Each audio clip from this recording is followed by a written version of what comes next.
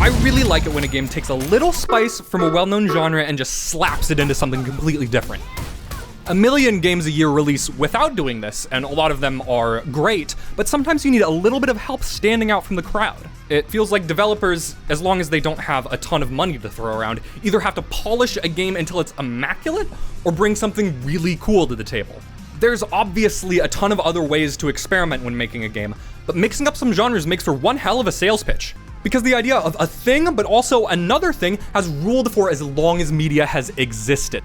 Romance, but also a comedy. Cooking show, but also a reality show. A teacher, but also, he has cancer. For good developers, these fusions are more than just an elevator pitch, they're a way to communicate your game's identity through its mechanics.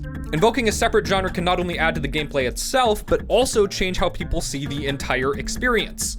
Look at traditional JRPG combat. It's a turn-based back and forth that works to emphasize your party's stats and your skills as a strategist, which makes it great for epic fantasy world-saving adventures. If you deviate a bit from that formula though, you can create a very different tone through just gameplay. Paper Mario incorporated mini-games into attacks, briefly invoking WarioWare or Mario Party to keep the vibe wacky and fun. Unlike some critics out there, I don't think this edition fixes any glaring flaw in JRPG combat, it just retools it to make a different kind of game. Undertale, the darling of mid-2010s internet fandom, was, in many ways, a love letter to fandom itself. Aside from showing it through its characters and themes, Undertale's RPG battles display their love for this side of the internet by using two more genres, both heavily influenced by fans. Instead of attacking, the system invokes dating sim dialogue options, which draws from a genre that was booming on Tumblr at the time. Defending from attacks puts you into a bullet hell, a genre that's hard to talk about without mentioning Touhou, a series which practically invented internet fandom. Not only do these gameplay elements do a great job of emphasizing the game's strengths, but they also remind players of media associated with internet culture. When you look at it this way, it's not really a surprise that a bunch of young online queer people latched onto something that so heavily draws from other things which were molded and shaped and loved by the LGBT internet. Not to mention, the mechanics themselves fit super well into its structure. Core identifying parts of interesting and fun games, it turns out, can make for interesting and fun pieces of gameplay in new contexts.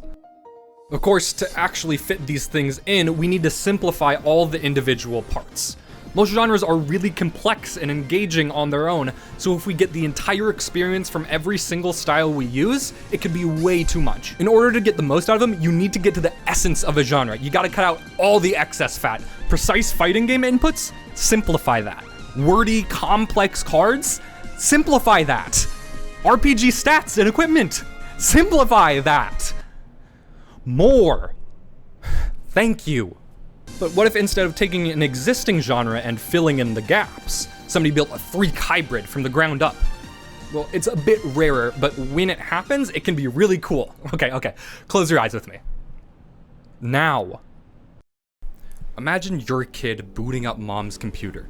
Your friend is borrowing your Game Boy to play Pokemon, so you have to find alternative entertainment. But there's only one game on the computer. 3D Pinball for Windows. It's glorious. You hit your first flipper and it feels good. But you play for about 8 minutes before you realize why people have moved past virtual pinball. I mean, bouncing the ball around everywhere is fun, but in the age of computers, you can do so much more. I mean, look at this. You can explore places and collect stuff and unlock things. If only pinball could do that too. This is surprisingly close to the thought process that Villa Gorilla Studio had when creating Yoku's Island Express.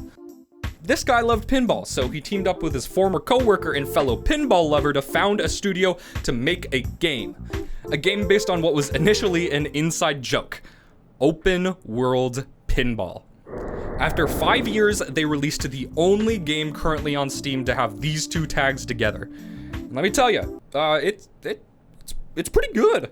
So how did they make it work? There are a million staples in every genre, but if you're making a crazy combo like this, some of them could stink up the whole thing. There are lots of questions you have to understand about every single mechanic, and you need to understand what they add to a game. And then you have to decide where your priorities are. Think about this. Almost every good Metroidvania, old or new, has a smooth, polished combat system that rewards players who master controlling their character. Yoku's, though, deliberately takes character control away from the player because, well, it's a pinball game. The problem here is that the game's fundamental design clashes with one of the most prominent aspects of the genre, the challenge. What was the trick? How did they fix combat? Well, they took it out. Yup, almost completely. There are some boss fights, and there are definitely some parts that up the stakes, but as a whole, the game is insanely forgiving. The environments are more welcoming, the characters are more friendly, the setbacks are less threatening. See, instead of trying to design a combat system that would fit into Yoku's, they instead molded the game around combat's absence. It's a perfect example of innovating around restrictions, and by doing this, they got a game that was a deliberate departure from the whole vibe of Metroidvanias. Yoku's is a cozy, warm game built using the skeleton of a genre that's known for being mysterious, cold, and unforgiving. Games like Yoku's are not safe to make. They risk ostracizing fans of both genres if either of them feels half-baked. Luckily for Yoku's, it clearly exists within both genres, but it does something new and cool with each one. It's a really unique experience, and it clearly has a cohesive vision tying the whole thing together, and it almost makes me think that a larger team for this kind of game could be a detriment. If a bunch of different voices are pulling the game in a bunch of different directions, the tightrope of balancing mechanics becomes a lot harder to walk. Sometimes, even though a team wants innovation, sometimes even because a team wants innovation, they just end up bloating their game. Luckily, it's not the case here, nor is it for a lot of similarly sized studios. I mean, it feels like there's a crazy amount of genre tomfoolery in indie roguelikes specifically. Indie devs have identified and latched onto a framework that lets them innovate without needing a giant team. And as a result, all these roguelikes, even though they use a similar structure, feel super different and unique because they all love to experiment.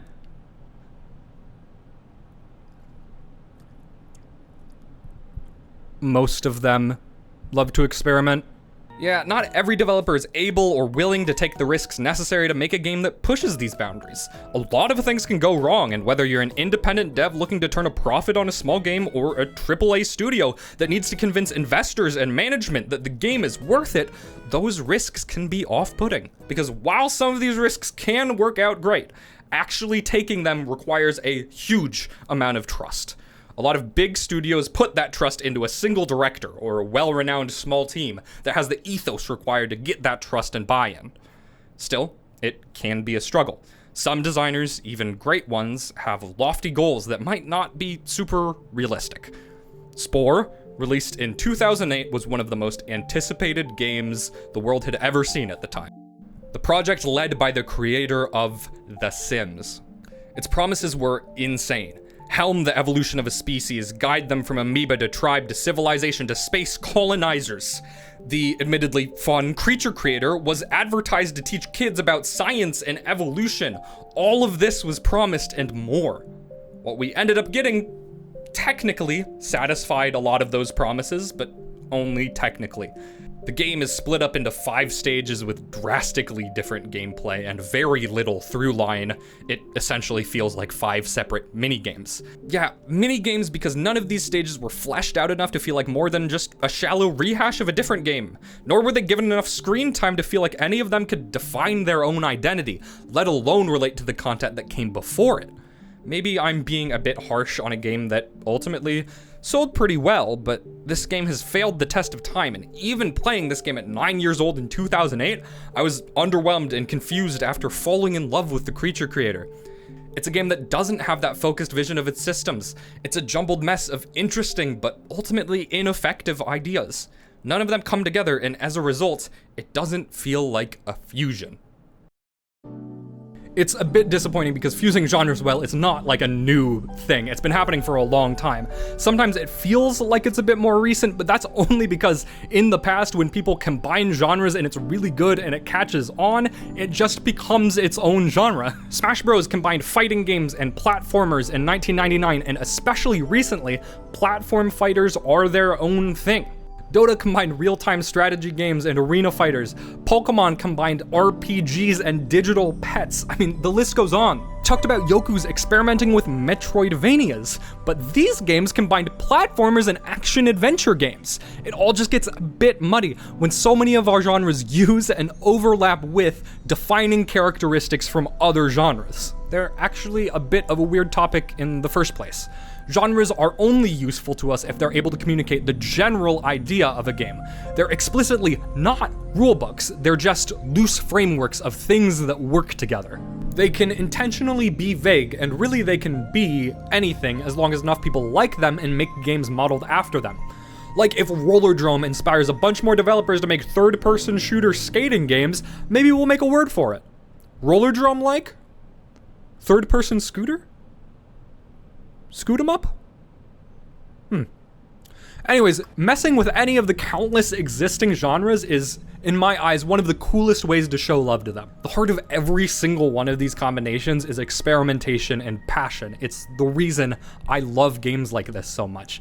They feel like love letters written to genres from people who've spent so many hours playing and learning in them. When you play Yoku's Island Express, you can tell it was made by somebody who's loved pinball sims since '92 with the Amiga. You can tell that Toby Fox loved Touhou and cheesy visual novels and all the weird RPGs that came before him. It's really cool that these games work both as an homage to the past and a force of innovation driving the industry forward. And honestly, I wouldn't be surprised to see a ton of new genres in the future inspired by the fusions that these games pioneered.